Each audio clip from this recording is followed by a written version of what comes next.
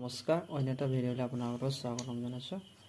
আপোনালোকে চাইছেনে আজি সন্ধিয়া আমাৰ খাদ্য ধৰি লওক আমাৰ আহাৰ কি হৈছে। সন্ধিয়া আমাৰ কিমাননো ভাত খাই থাকিম সদায়, মাজে মাজে ৰুটিও খাব লাগে। আজি ডাৱৰীয়া বতৰ, আপোনালোকে চাইছে কণী দি আমাৰ পিঁয়াজ বাদিও কাঁচকল দি কণী দি ৰুটি দি খাইছোঁ দেই গাইছ। কেনেকুৱা পায় আপোনালোকক জনাবচোন। ভাতটো খাই থাকিবলৈ মন নাযায়। আজি সন্ধিয়া বতৰটো মানে কি ৰুটিকে খাওঁ বুলি ভাবিলে ৰুটিকে আজি বনাইছে। ৰুটিত আছে কণী আছে, তাৰপিছত আৰু এইফালে খাই আছে আমাৰ ধুনু বাইদেউ। আমাৰ ধুনু ধুনু মা খাই আছানে?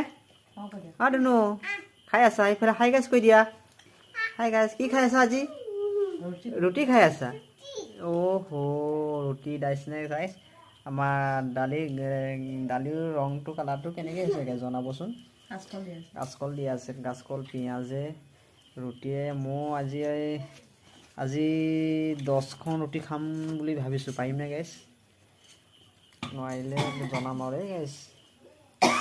Bye bye. আজি আমি এতিয়া খাবলৈ ল'ম আৰু খাব আকৌ, জিভা পানী নেপেলাব আকৌ গাইছ। এয়া ৰুটিটো অলপ মাজে মাজে পুৰি গৈছে, একো নহয়, চলিব। ইমান এটা পুৰা নাই বাৰু, ভালেই আছে দিয়ক।